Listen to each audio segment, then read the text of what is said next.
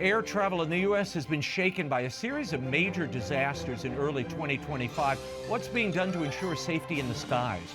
U.S. Secretary of Transportation Shawn Duffy will tell us. And a U.S. Archbishop plans to reconsecrate his state to Christ in response to satanic attacks.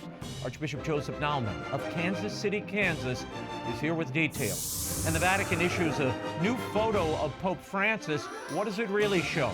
Father Gerald Murray joins me with analysis. The world over begins right now.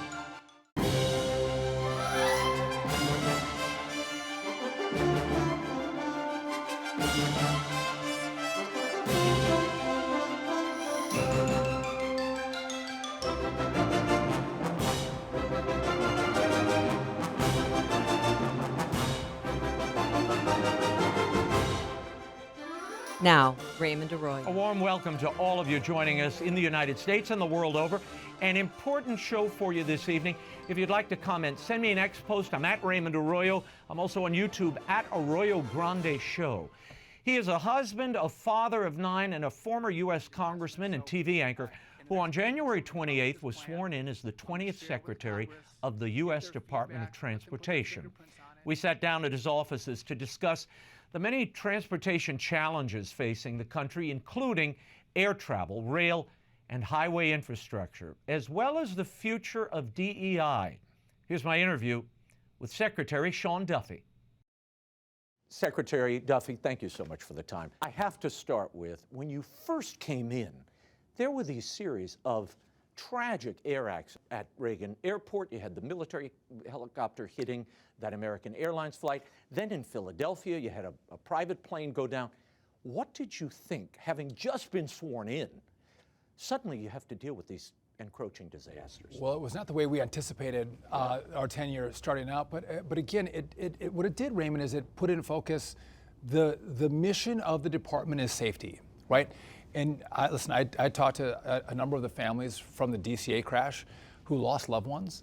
And if you can prevent that, if you can have policies in place that save future lives, I'm going to do everything I can to make that happen. And so with DCA, again, that was really day number one for me. And again, we had 85 incidents in the last 3 years where we had really, really close calls between helicopters and fixed-wing aircraft.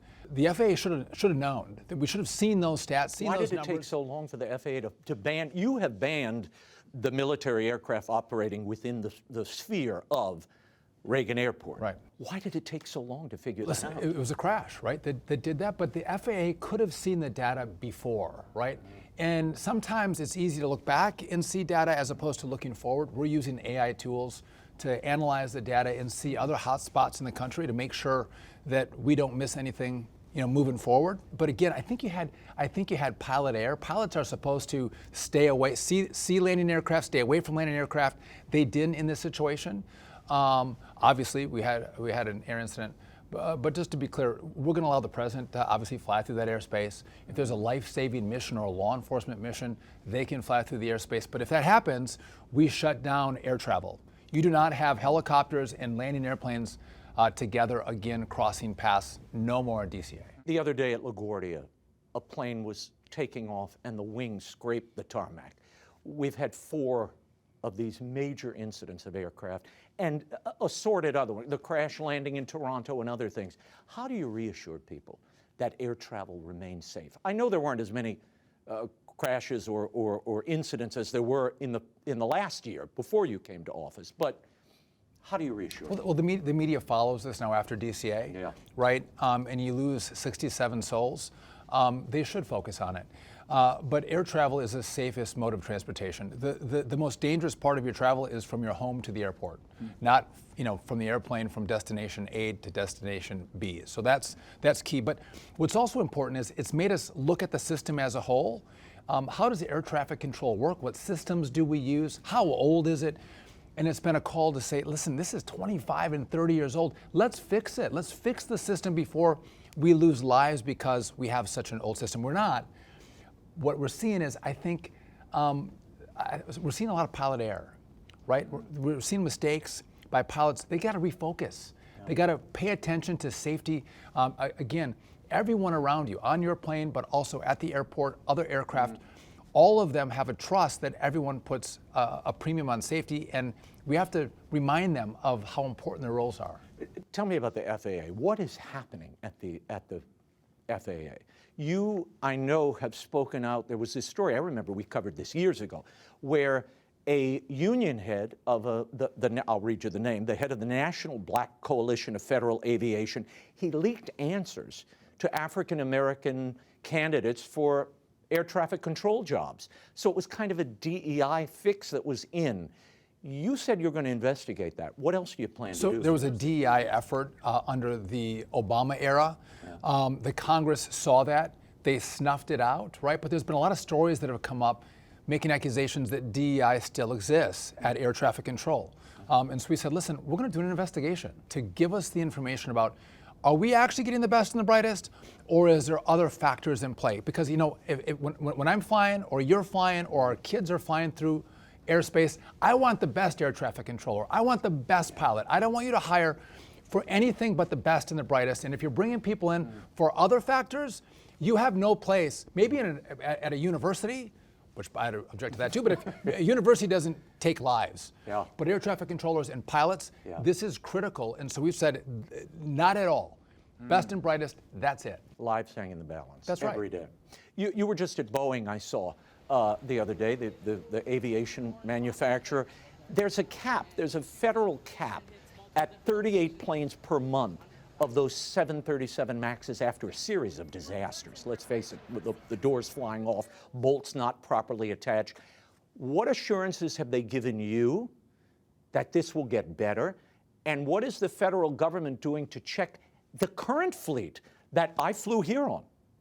So listen, as I went there, when you take down the number of planes they can produce a month, it makes them focus on safety in the planes that they do produce. When you slow it down. But over COVID, they lost a lot of great experienced people who did the manufacturing at Boeing. And so they're bringing in new people, and they have to train them up. And so by the slowdown, I think they're going to get to the place where they're going to be able to expand that production. But right now, I feel pretty good about the numbers that they can produce. Again, this is a great company. It did lose its way, and they were focused on the bottom line and quarterly profits as opposed to engineering and technology and machinists building airplanes. They're getting back to that, but again, it's a cultural change they have to make. They've started, and when they get to the point where we feel like they can go to the next level, we'll allow them. They're not there yet. You've been running all over the country. I saw you the other day at Amazon. You were at the Amazon Prime Air. They're launching these drones all over the country to deliver goods. I mean, you call them up, here comes the drone. The FAA is petitioning to allow more drones in the airspace. Shawn Duffy, why should we do that? The airspace is already congested. It doesn't seem we can handle or control the airspace we oversee now. Why do you want drones flying through it? Raymond, come on, you're gonna get your package, within 30 minutes. The drones are safe. But I don't want it hitting my aircraft as I land. No, so there are blackout zones around airports. Again, they fly at no higher than 400 feet. So when the FAA allows drones to fly, they're gonna fly in areas where it's safe. We don't have 747s coming in. We don't have Cessnas coming in. They're lower to the ground.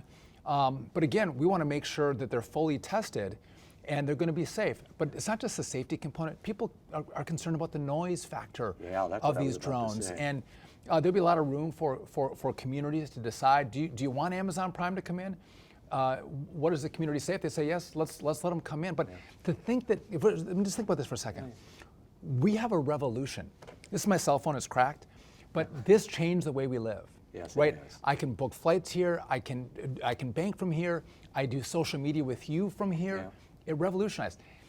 We're going to revolutionize air travel in America, how people and products move, whether it's autonomous vehicles, these eVTOLs or Uber in the air, and drone technology. Do you have controls of those robots we see running through cities? Is that under your dominion? No.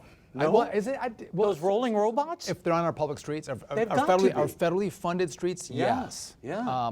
But a lot of that is being dictated by the communities that are allowing for those to roll out. Neighborhoods, But we're going to change the way we move and the way products move. And it's going to make it more efficient. It's going to make it faster. But the key is, if we don't have rules and regulations in place that allow the innovators to innovate here and test here, and then once they get approvals to build their products here, they're going to China, they're going to go to India, they're going to go to somewhere else. Yeah. And we lose the technology, we lose the innovators, and we lose the manufacturing. So these are future jobs and future technology that we want to keep in America. And that's why our role is to make sure the rules keep people safe, but allow them to continue to advance in the technology. And innovation. We remain on the forefront of the innovation. That's right. Before I move on, and I want to talk to you about policy in a second, a pet peeve. Should the FAA, we have so many rules about flying. You have to have you only can have 2 bags, you can't take That's this the in, airline, not the FAA. Okay, but there are federal rules. You got to stow your bags before takeoff. That's Yes. an FAA rule. Yeah. What about a dress code in the air? When people are running around in flip-flops and slippers and pajamas, shouldn't we have a higher standard in case of an emergency? I look at this.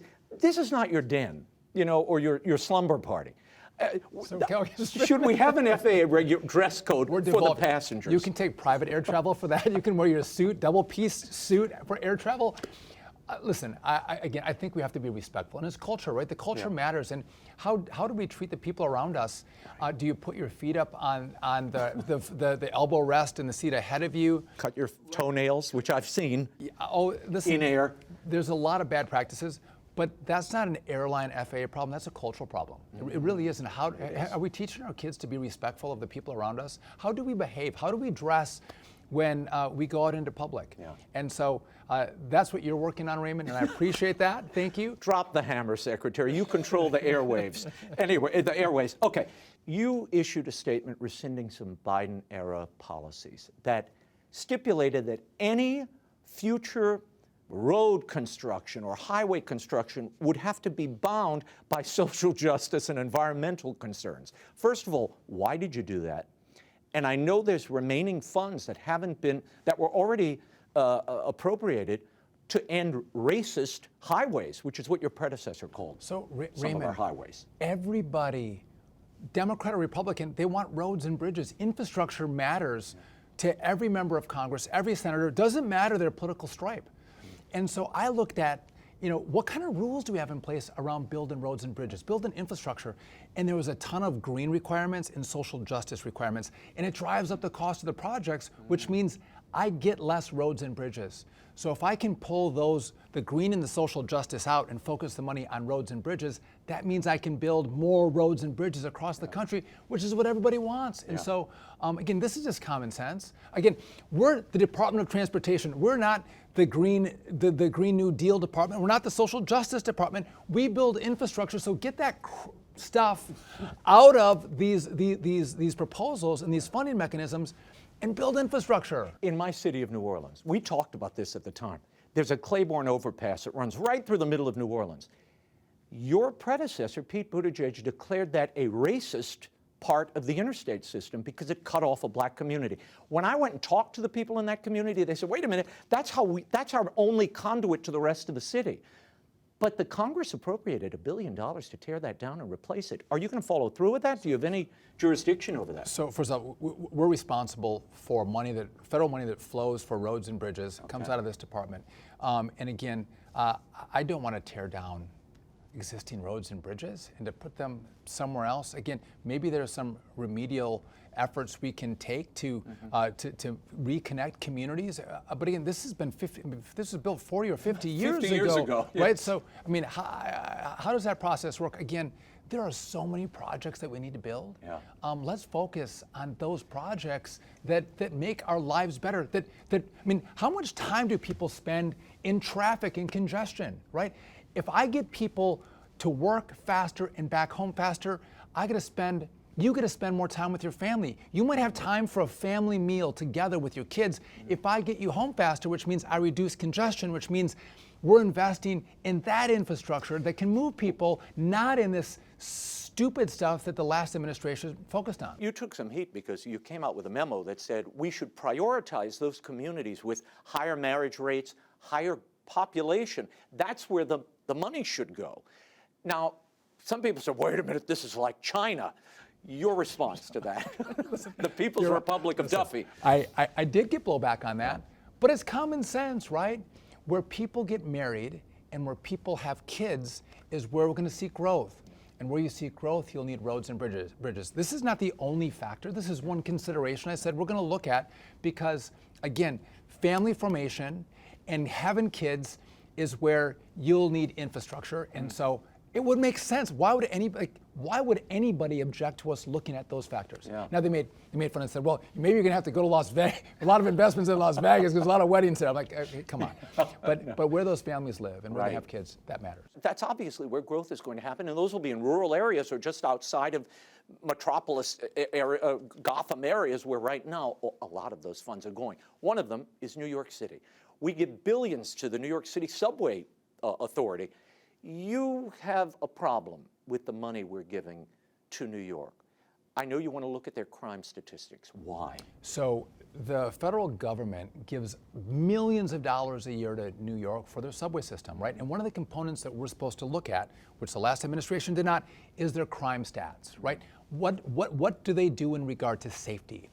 And so if you look at the New York subway system, or go to DC or go to Chicago, pick any of them, but New York specifically, they're dirty, they're dangerous. People stand against the wall in the subway because they're afraid of getting shoved in front of the tracks. People are getting stabbed. It's a homeless shelter inside of the subway system in New York. It's not safe. And so why would we actually invest our federal money into a system where the politicians there don't seem to care about safety? Well, now Hochul says she's got cops on every overnight train, New York City cops. They put state police at the stations. Do you not believe her? Well, I would tell you this, that right now, the crime incidents are 56% higher now than it was in 2019. So crime's not going down, Raymond. Crime is going up. So maybe the effort is so great, but listen, securing the subway system, getting the homeless out, stopping the drug dealers and the people that are causing harm, it's not that hard, right? This is pretty easy stuff. Elon Musk just launched a rocket to save astronauts. That's hard. Securing your subway system is not. And so I don't see that they've had a will to do it. And so if you don't do it, we're going to pull money. By the way, they should be responsive to the community that demands this. They want this. They shouldn't have a threat from me to hold back money. It's good government to have safe, clean trains. It's justice for their citizens. But if they won't do it, we'll do it for them. By the way, Raymond, they want people to ride trains. They don't like cars. They don't want you in your car. They want you in a bus or a train. Well, if you want people to ride a bus or a train, make it clean. The buses are packed Make because it they're safe. afraid of the subways. Yes. Yeah, it's really Shameful. bad. Speaking of trains, there are calls to privatize Amtrak. We've seen this in other countries where they've gone bust, frankly. Critics of that idea say it will reduce routes and lines and drive costs up. Do you support the privatization of Amtrak? So this is a role for Congress. Congress has to make the decision. Do they want to make it private? Or maybe there's a cross section. You know, we keep the hybrid. Well, we keep the rails in the public sector and put the trains on that are private. People can bid for those. But the Congress has to make a decision, right? And there's a lot of politicians who love train routes that are not financially feasible, but for taxpayer money. Again, they have to have that argument and that fight, and I'll do what they say. But right now, it is what it is. And by the way, if you look at Europe, it could be a lot better. This is true. A lot better. There were reports of a dust-up between you and Elon Musk at that big cabinet meeting a few weeks ago. What was the context of that? Was Doge asking to cut air traffic controllers? Is that what it was? Let me tell you this. Elon and I spoke after the cabinet meeting. We had a great conversation. But I'm not going to comment on the cabinet meeting. It was a private conversation, and it was robust. It was a good conversation. And by the way, what Doge does is they see things that I normally wouldn't see. They see where we have redundancies. They see where they can help us look at contracts that are useless. And so to save money and make our government more efficient and effective, they're looking at everything. Really wonderful. They're a great tool. And then we implement what makes sense here at the department. So we've come into a really good relationship, and I commend Elon Musk for willing to take time away from his businesses. But also we've seen with the stories around Tesla that these vandals are burning these new Teslas because they disagree with cutting and making government more efficient. And you've had, 400 layoffs here at the transportation department? There's 45,000 plus employees at the FAA. So we laid off not temporary, but employees who had been there for less than a year. That's 0.8% of the workforce, Raymond. They weren't safety jobs. These were not Boeing inspectors. They weren't air traffic controllers. Actually, we hired more people into those positions. You've got a lot of missing air traffic controllers, though, right? Is that a crisis? So we need more air traffic controllers, right? There's not enough of them. But to be clear, if we for some reason have 4 people call out sick in one of our areas, you'll see delays. You'll see cancellations. We don't fly unless it's safe, right? So again, never think that, oh my gosh, there's a limited number of air traffic controllers and I'm not safe in the air. Of course you are. But the key to all this, Raymond, is building a system with air traffic controllers and the best technology. It's going to reduce the congestion in the air. We're going to be more efficient in the air, which means less delays, less cancellations, and happier Americans, which is what I want, Raymond. I want you to be happy and I want America to be happy. Oh, thank you. Thank you, Secretary. You're welcome. I'm happy already. Let's talk about you personally. You were here in Congress for many years. You served. You were going all the way back to Wisconsin on a couple of flights to get home. So you intimately know the hang-ups, the process, the problems of air travel today. I know you had the birth of your youngest daughter, Valentina, who has Down syndrome, and I know you and your wife, Rachel, wanted time away to kind of be together, and you'd moved to New Jersey so you could be together and care for your daughter, and it was working out fine. What happened when the president called and said, Shawn, I want you to come back to D.C.? Listen, Was there any hesitation? I talked to my family about it, right? I talked to my kids about it.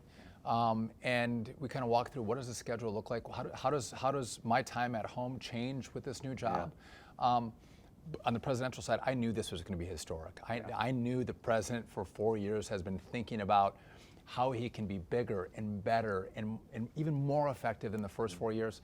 And to be part of it, Raymond, has been the most amazing honor that I have ever had in my life. I work more, I do 12, 14 hours a day. And when crises, I work all day and night. But it is the best work because you know what we do? We truly do impact people's lives. Yeah. How people move, how fast they get home to their loved ones, how safely they travel, how quickly they get their products. Our whole economy comes through the Department of Transportation, and to be in a place that can make it better for people is remarkable. And so my kids have been incredibly supportive. And again, a lot of time on the phone, on FaceTime. Technology is really beautiful. Yeah. I anticipate I'm going to have more time to get home on weekends.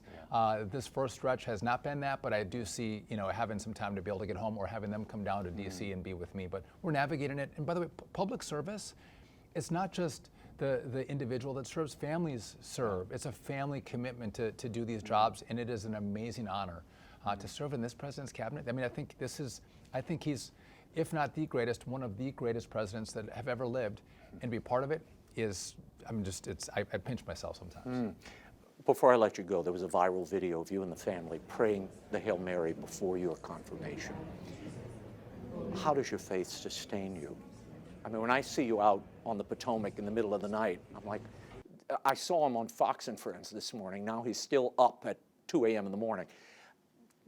These are long, harrowing days, I know, and when you're dealing with tragedy, how does it sustain you in the midst of all this?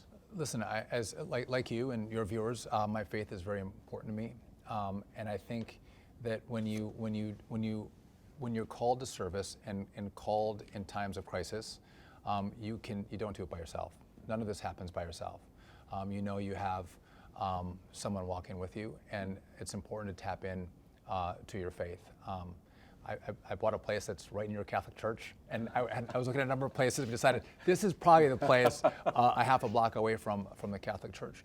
But it's important, and that was before the confirmation hearing. And I just thought, we're gonna take this moment to say the Hail Mary before we walk in, because there's a lot of bad things that are happening. There's a lot of forces that are at play, and I want to make sure I'm with the right force. I'm going to walk the right line, and that means I have to remain centered, which means I have to be focused on my faith. Well, I wish you the best, Mr. Secretary, and we'll Thank see you soon. Thank you very much. Thank you.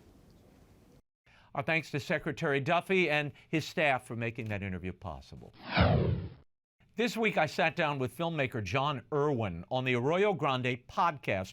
We talked about his new biblical series, House of David, on Amazon Prime, the hero's journey, and how you can find your own hero's journey, and the power of storytelling. Watch. Is there anything you learned about David after going through this? I mean, I know you're still in it. You're immersed in this world.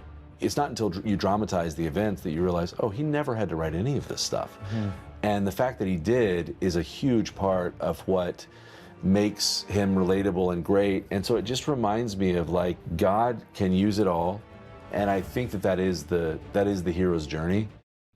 The full Arroyo Grande interview and some fun commentary about Snow White and a few other matters can be found on YouTube at Arroyo Grande Show, or wherever you get your podcasts. Each week we find life lessons and provide some cultural commentary. I think you'll enjoy it. Subscribe to Arroyo Grande so you don't miss an episode. Visit RaymondArroyo.com. The links are there.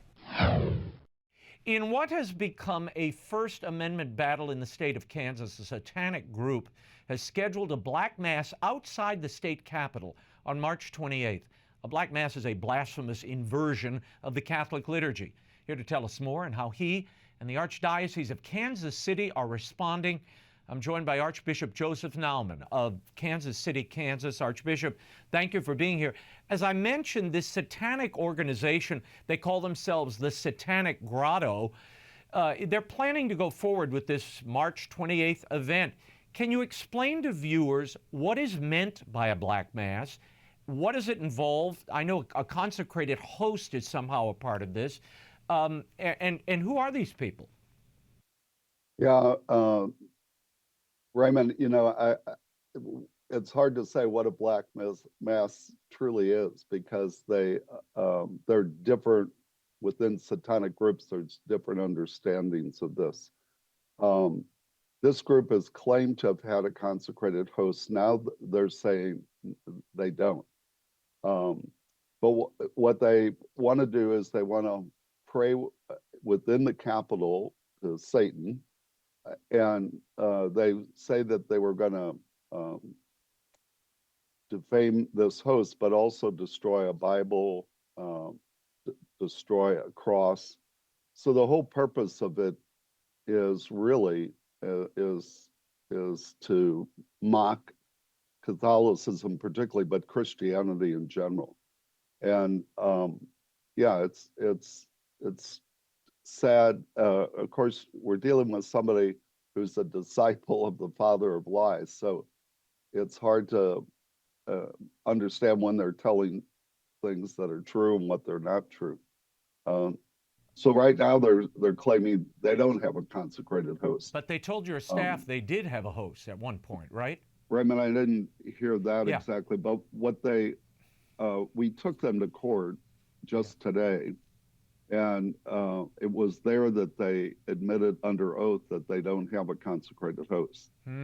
So, but our response to this is to invite our people to do what Satan hates the worst, and that is to pray. We're reconsecrating the Archdiocese to Jesus through Mary, and we'll be having an hour of adoration and celebrating a mass in a church that's just across the street from the Capitol, while the satanic worship is going on. I don't even like to use the term black mass, because it's not a mass. It's but they're doing this to try to mock Catholic liturgy and mock Christianity in general. Archbishop, the Kansas City Attorney General, Chris Kobach, has weighed in. He's denouncing this planned event, arguing it should not be allowed on state property as it involves the theft of and desecration of a consecrated host. But if they don't have that, Archbishop, if they now say they don't have a consecrated host, my question is, how do you defend this given the freedom of religion, and I guess that's what they'll try to couch this as, and freedom of speech? Yeah, my belief is that they exercise hate speech.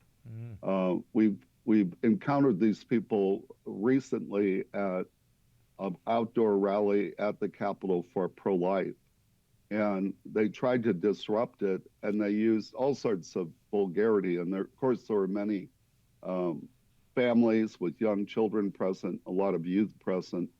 And they, the governor has said that she will permit it. At first, she said inside the Capitol. Now she says outside the Capitol. They say they're going to storm the Capitol. So to me, this group is their intentions are violence. Their intentions is to create chaos, and they're exercising really hate speech. So to me, they can exercise their free speech, but why do we have to give them the Capitol or the Capitol grounds to do this? They can do that wherever they like, but they're not advocating for any kind of legislation. They're simply trying to mock Christianity. And if they were trying to do this to an Islamic group, or they were trying to do this to a Jewish group, I think it wouldn't be allowed. Yeah. And to me, it's fairly simple, but the governor ultimately has the decision on whether they're allowed to use these spaces or not.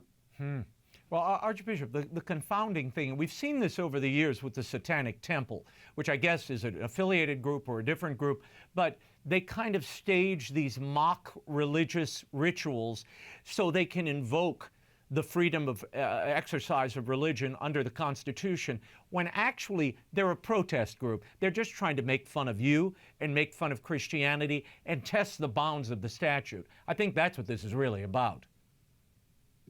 Yeah, absolutely, Raymond. And what I'm encouraging to do for people to pray that we live our own Catholic faith with greater integrity, but also to pray for conversion. These people are obviously, they're very troubled and they're very confused. And, the Pope announced earlier this year the canonization of Bartolo Longo, this 19th century figure who claimed to be a Satanic priest at one time, but had this tremendous conversion and eventually built a shrine to Mary in Pompeii and built orphanages and other things, and had this profound, and was the inspiration to John Paul II to do the luminous mysteries. He had this great devotion to the rosary after he reconverted. So all things are possible with God. We're praying for the conversion of those that are very, confused and disturbed. And and Archbishop Naumann, as you mentioned, you're reconsecrating Kansas to Jesus through the Immaculate Heart of Mary on Tuesday, March 25th, during a Mass on the Solemnity of the Annunciation. You will also hold a Eucharistic Holy Hour and a Mass on the 28th at a church across the street from the Capitol building at the time this alleged Black Mass is scheduled. Tell me about those events, particularly the reconsecration, and what you want them to achieve. What are you looking for here? Yeah, the Mass that we'll be celebrating on the Solemnity of the Annunciation already was a scheduled Mass where we were actually praying for pregnant couples. And we'll continue to do that. But at the Mass, we'll also offer this prayer of reconsecration. We're encouraging people, even if they can't come to the Mass, to make a consecration to Jesus through Mary. And by that, just reclaiming our identity as beloved sons and daughters of our Heavenly Father, and worshiping the one true God revealed in Jesus Christ. So we want to respond to this desecration, this mocking of our faith, by just responding in prayer and drawing ourselves closer to Jesus Christ through his mother, Mary. Yeah. Before we run out of time, this is not the only blasphemous incident that has occurred recently or is about to occur in Kansas. On March 15th, St. Patrick's Church in Wichita was vandalized. A statue was destroyed, candles broken, the American flag was burned, and the Satanic website of this same group, this Satanic Grotto, was spray painted on a wall. This event gained national attention. Our own Owen Jensen asked President Trump about it earlier this week. Watch. I know you signed an EO, eradicating anti-Christian bias. But sir, what more can the White House do to protect places of worship like St. Patrick's Church in Wichita, Kansas? Well, we're going to take a look. love Wichita. You know, I got big votes there. We won that state by a lot. We'll take a look at that. I think it's a terrible thing. And this was a Catholic church. Yes, St. Patrick's Okay, I'm going to take a look at it. So the president there vowing to take a look into this incident. The Diocese of Wichita is under your jurisdiction. What have you learned regarding the incident at St. Patrick's? And what do you make of these incidents? I mean, is this a piece, Archbishop? Yeah, it's difficult to unravel that, whether it really is the same group or another group that's been inspired by what they're doing. But it just is another sign that these groups, that they don't have good intent. I think they engage in violence and in hate speech, and so why would we give them a public forum to do these things? And I'm glad to hear that the president is aware of this, and I think it should be investigated as hate speech and action, violence against religious faith. Archbishop, do you know, has the Department of Justice reached out to you at all about this case? No, I'm not. You know, of course, Wichita is its own diocese. It's in my province. But I know that Bishop Kemi is paying attention to it. But at this point, I'm not certain if the Justice Department has reached out. Before I let you go, vis-a-vis the Eucharist, I know there was this controversy about whether this group actually had stolen a Eucharist, the Holy Communion during Mass. Do the relaxed rules of the reception of the Eucharist at Mass, does that make it easier for groups like this to steal and desecrate really the most sacred treasure of the Catholic Church? Yeah, I mean, we've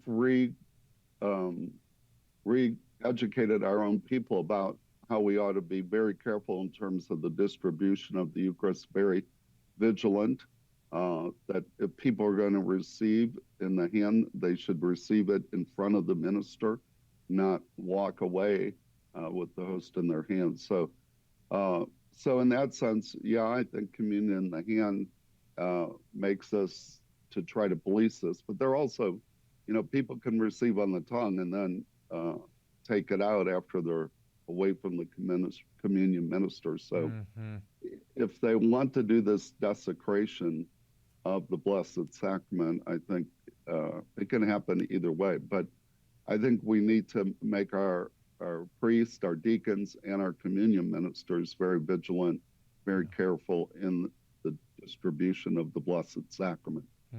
Archbishop Joseph Naumann, we will leave it there, and we'll keep an eye on this situation. Thank you for the time. Thanks, Raymond. And ask your viewers to pray for us. Will do. Thank you. Pope Francis continues to recover from double pneumonia at the Gemelli Clinic in Rome. The Vatican issued this hospital photo to reassure the faithful. For context on this and some analysis, we go to Father Gerald Murray, canon, lawyer, and priest of the Archdiocese of New York. Father, I want to start with this photo. It's the first time we've seen the Pope in over a month. The photo was released on March 16th. As you can see, it shows the Pope seated in a wheelchair before an altar at the hospital's private chapel. Francis is here wearing a purple stole and what appears to be a white cassock. What are your thoughts on what we're really seeing? Well, I'm happy to see the Pope, and you can see part of his face and certainly the back of his head. But number one, that's strange. Why wouldn't they have a complete face picture? Right. Secondly, you look at what's the alb, which is what you wear when you have celebrating Mass and you have a stole over. But, on closer examination, that's really a hospital sheet. Right. That's not an alb. And that's, irregular to say the least. And you don't celebrate Mass wearing a hospital sheet. Now, granted, he's in the hospital, but if they have a stole, they could have brought an alb. So I think, that's not very edifying. And it explains why the photo's not from the front, because you'd see the sheet. So that's regrettable. I wish they had taken the extra effort. And on the left-hand side of the image, you can see the excess folds of that sheet. Also this week, the Pope seemed to be well enough to pen a letter to the editor of an Italian daily, writing that his convalescence has made him more aware of the absurdity of war. So he's writing these letters. They've also announced that he's going to be visiting with Prince Charles at the top of April. And Cardinal Pietro Parolin, the Secretary of State, said there is no possibility that the Pope is going to resign. It's not going to happen. On the one hand, his ill health prevents him from celebrating Mass and leaving the hospital. On the other, he's writing letters to the editor and planning royal visits. Your reaction to this posture?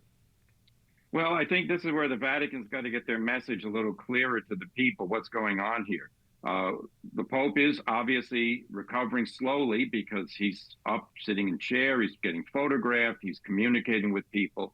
But what's the plan here? Is the Pope going to be going back to Santa Marta, the residence where he lives on Vatican City state grounds? How long he's going to be in the hospital?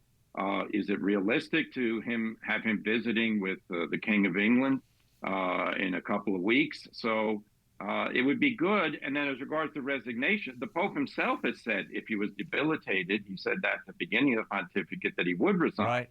So, Cardinal Parolin, I think, wants to basically damp down the media fury, but it's up to the Pope if he wants to resign, and, let's see what happens. But certainly they need a media strategy that's a little better than what they've had so far. Yeah, well, I got to say, it looks like it's full steam ahead to my eye, Father. In fact, it was announced that a synod on synodality, it's becoming its own perpetual franchise. Cardinal Grech announced that the Pope has approved a new, get this, 3-year synodal implementation process, which will culminate in an Episcopal assembly in 2028. Your reaction? I know you have one to this.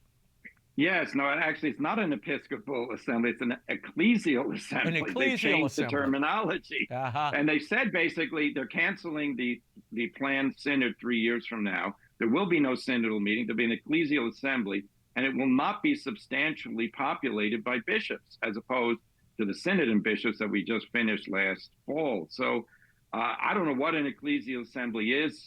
Cardinal Grech said it's something new on the level of the universal church. No details about who's going to be there, who gets invited, how many lay people, how many bishops, how many cardinals. It's all a mess, in my opinion, because you announce something without defining what it really is. Yeah, but tell people how important this is, because if you populate this with laymen, this disturbs the entire nature of the Catholic Church, Father. Yes, I wrote an article in today's Catholic thing about it. An ecclesial assembly is a creation of the people in the synod office. It's not, there's no history in the Catholic Church of substituting a synod of bishops with a meeting made up of who knows what percentage of lay people and others. In the Catholic Church, the shepherds are over the flock. The flock is not over the shepherds.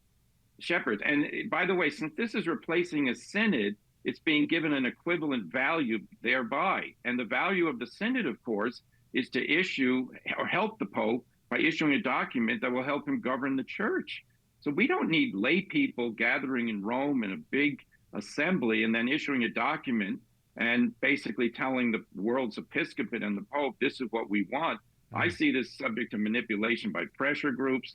I think this will be the ideal occasion for those who want ordination of women and the legitimization of homosexuality to come forward and say, the people demand this. Well, wait a minute. The people don't run the Catholic Church. The Pope and the bishops do. And by the way, the one who really runs the Catholic Church is Jesus Christ. We're his representatives on earth, the ordained clergy. So this is a mess. I hope the bishops and cardinals rise up and say, we can't do this.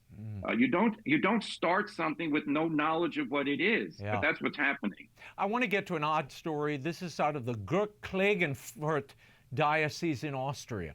An Episcopal vicaress, we've never had one of these, Barbara Velick-Frank, has apparently been in charge of a Catholic parish since March 1st. She's a proponent of the ordination of women. And the title of vicar, that title has always been canonically reserved, Father, for priests, as you know. But the local bishop, Joseph Markets, has openly stated that he's created a new extra-canonical title for this lady. And he's calling her, here's the official title, the Vicaress of Synodality and Church Development. Your reaction to this and the canonical implications. Yeah, this is canonically null. There is no such thing as a female vicaress for synodality and whatever else. Women cannot run parishes. She's dressed up in an alb and a pseudo stole. It's ridiculous that the bishop would do this, but it's even beyond that. It's an attack on the nature of the church. In the Catholic Church, the priest represents Jesus Christ. And therefore, the parish is under a priest who is the spiritual father of that church and of those parishioners. The bishop has no right to do this. He should be ashamed of himself because he's attacking Catholic doctrine through these symbolic, we could say, street theater performances. And by the way, if the woman believes in the ordination of women to the priesthood, then she's embracing a heretical notion. The church has determined there is no power on the part of the church to ordain a woman a priest. And if somebody attempts to do it, a bishop who is deranged or whatever, the person who's ordained, so-called ordained, and the bishop are excommunicated. So this is a serious matter. You don't play around with Christ's sacrament. That's what this bishop is doing. In a related story, a bishop in Switzerland, Markus Buchel, says he wants to begin ordaining women to combat the priest shortage, Father. He says it's an emergency. And my question is this, there appears to be a movement underway in Europe. There was a carnival in Viareggio, Italy, where a massive float featured a popus, a female pope flanked by the cupola and white smoke. Now look, this is pop culture, I get it, but some in the church hierarchy seem to be syncing up with the world here on female ordination. Your thought? Yeah, no, this bishop in Switzerland, this is Christian charity in its height. Bishop, you are attacking the nature of the church that you are shepherding. The doctrine of the faith is not a human creation you can cast aside. It's not a political platform. When you attack the doctrine and say women should be ordained and I want to do it, you're betraying your mission. What he should do is repent and return to the faith. And if he can't do that, he should resign, because he cannot accurately, truly represent the doctrine that he's commanded to teach if he denies that doctrine in public. Before we go, Ed Penton broke a story about Libero Miloni. He was the lawsuit that he filed against the Vatican for unlawful dismissal. A Vatican tribunal has ordered key parts of his suit removed from Miloni's appeal. He was running the Vatican, overseeing the Vatican finances. Those parts that they want dismissed, Father, have to do with the documented allegations of financial malfeasance, corruption, and obstruction of justice by Vatican officials. You'll recall he was the chief auditor reviewing the Vatican finances from about 2015 to 2017. How can Miloni and his attorneys, Father, proceed in his defense, given the key parts of that defense seem to have been removed now? Yeah, this is quite shocking that a court, in entertaining a lawsuit by a person who alleges that he's been offended by the authority that he's suing, is then told the evidence upon which you base your complaint is inadmissible, not because it's been judged and proven to be false, but simply because they say it's defamatory and things of this sort. This is absurd in a modern legal system. The weight of the evidence is based upon the nature of what's presented. And in this case, documentary evidence supporting allegations that the reason he was fired is that he uncovered and revealed this kind of thing happening. And therefore, if he was fired unjustly based on the fact that he brought evidence to the authorities' attention. This is not how you operate a system of law. This is very bad. I'm not...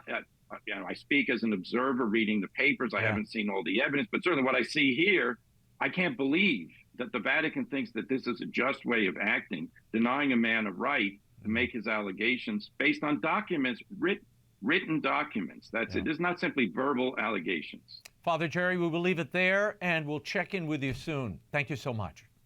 Thank you, Raymond.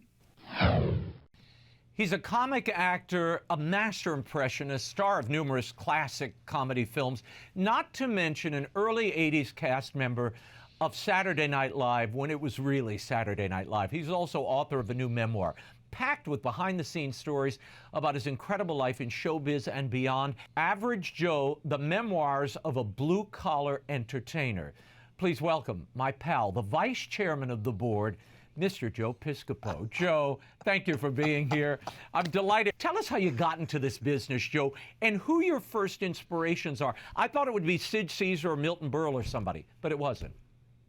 Yeah, very close. And Raymond, honored to be with you always. Really always an honor to be with you, dear friend. And thanks for reading the book. I appreciate that very much. But you know, the funny thing is, when I was a kid in Bloomfield, New Jersey, and we'd be watching the Ed Sullivan Show, And I just could distinctly remember, 3rd grade maybe I was, and there was a guy, and this is really esoteric. Okay. So stay with me if you would. There was a guy named Guy Marks, and he was a comedian out of Philadelphia. And he would do like bits. And also a guy named Frank Gorshin. These guys would do bits. They would set stages and say, what happens if this guy, if Humphrey Bogart, walks into a bar? I was mesmerized by that. Not Jerry Lewis was always my icon, and you doing the greatest Jerry Lewis interview ever. You know, that's show business legend. We all know that. So Jerry was like a hero to me, watching The Nutty Professor back then. Yeah. But these guys and Ed Sullivan doing characterizations, that caught my eye. Not the Alan Kings, not the Milton Berles, not the stand-ups. The guys that would just do characterization. Isn't that funny? I got sucked right into that. Yeah, and they were kind of impressed. I mean, Frank Gorshin was a renowned impressionist. Of course, people know him from the Riddler on the old Batman show, but he was much more than that if you've ever seen his act, you know. But you say you weren't a comic, Joe Piscopo, but why were you in comedy clubs? Yeah. Well, just to get a platform to become a working actor. So when I went and I got out of college, and my father, God bless him, rest his soul, was an attorney, and I knew I should have gone to law school. He could have probably got me into law school, and I would have been with him in Jersey representing, you know, the blue collar workers like Pop did. And I said, let me try the comedy thing, because Ray, I didn't want to like get to an age and say, geez, I wonder what would have happened if I ever did that. So I said, I got to go to the comedy clubs. Let me get on stage. They could see me, and then all I wanted to be is what I am now, just a working actor. Are you working? It's about working. It's about the journey. Never wanted to be a star. Never wanted to be a stand-up comic. So I went. I put like 5 minutes together. Went to the improvisation. 1976, when New York was really rough. You think it's bad now? It was really rough back then. And the story goes, as I said in the book, it was true. I said, let me try audition night, Sunday nights. And I went in, and I went through the Lincoln Tunnel and went around 8th Avenue, came down 9th Avenue, 44th and 9th, the legendary improvisation comedy club. Audition night, there must have been 300, maybe 400 people waiting to get into audition. 400? And I looked at it. It had to be hundreds of people lined down 9th Avenue, right? And I looked at that line, and I kept going, went right back in the Lincoln Tunnel, and I went back home and chickened out completely, you know? Tell me how Ann Mira and Jerry Stiller mentored you. You mentioned that in the book. Oh, the best! I just saw Ben Stiller, and I just told him how Ann and Jerry were such a big influence on me. So after a while, when I went back, we would have to get there at noon to audition, and then at 8 o'clock, Judy, I remember everybody, Judy would come out, she'd hand the numbers out, and we'd get on stage. So you do audition, and after a while, and then Chris Albrecht, as you read in the book, was the guy that made me a regular at the Improv. Meant you had to hang out in the dark, dingy bar till 2:30 in the morning and play before like 4 drunk people. That was a regular, you know. But who was in the bar? It was Stiller and Mira. It was Ann and Jerry, and they were there, and they could not have been nicer. They were just so kind to me, and they said, look, you gotta work. And then they said to me, and they said, you gotta do the commercials. I said, I could do commercials? Yes, somebody will come in, they'll see you on stage, you'll be able to do commercials and make money, and that's the money. So if you make money doing commercials, you can really do what you want to do in your career. And they were really influential, could not have been nicer. And we were scared. We were all scared back then. Yeah, of course. And Ann Amira particularly was so nice. They were sweetheart. They gave me the best advice. You want to do commercials, you'll make money, so you could go like this. You remember this, the Italian thing? Yeah. You could do, you know, do what you want. Yeah, well, and Larry David was also a comic at the same time, and a writer. Was he on SNL when you were there? Yeah, he was for a minute. And it was like, let me tell you, back in the late 70s, at the comedy scene, and thank you for bringing it up, Ray, the comedy scene, it was like when comedy became rock and roll. Right. It just caught on. I don't know if it was Freddie Prinze Sr., whether it was Rodney, whether it was Robin Williams, it was Robert Klein, whatever it was a perfect mix of, oh my gosh, comedy is hot. And everybody had to do comedy. And so that's when I went in there, and there was Larry David. Larry David was there. And Larry had been there a couple years prior to when I went in. Yeah. So now Larry was, he would go on stage and he would get into like fights with the audience. Right. He would get into it back. What you see on Curb Your Enthusiasm, that's Larry, man. Yeah. He'd be and we would all gather by the little hallway that led to the showroom, from the bar to the showroom. Hey, Larry's on. Larry's on. And you go, and Larry, back and forth with the people, fighting with the people. And it was, you know what though? It was comic genius. You could see it was comic genius, you know? But I've never seen him do a full set because he would always leave in a huff. It was so great to watch back then, you know. He'd leave in a huff. Yeah, look, we have mutual friends, and he continues that routine today, Joe. But look, tell me, leaves in a huff. Tell me what you learned when I read in the book about Rodney Dangerfield.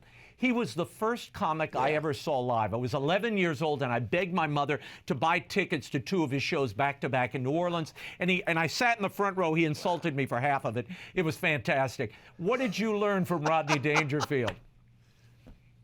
Well, Rodney was a sweetheart, and he would come in, and I was the MC at that point. Right. And so I'd be on the stage at the Improv, and you could see the shadow of Rodney in the back light, in the back room. And I'll never forget this. And Rodney, I'll tell you, sweetheart, great guy, and blew that room out like nobody else. Rodney killed it. Pryor came into that room. All the greats came into that room. Nobody blew that room out. The improvisation, 44th and 9th, Hell's Kitchen in New York, late 70s, like Rodney. Joe, I can't thank you enough for being here. And the book, Average Joe, The Memoirs of a Blue-Collar Entertainer by Joe Piscopo, is available at bookstores everywhere. Thank you, my friend. We'll talk soon, and you all can stay tuned for the next part of this interview next week. Thank you. That is all the time we have for this week. Be sure to catch us next week. Dallas Jenkins talks Season 5 of The Chosen and Part 2 of my interview with Joe Piscopo. Until then, we'll be scouting the world over for all that is seen and unseen. On behalf of the staff and crew of EWTN News, thank you for watching. I'm Raymond Arroyo. Bye now.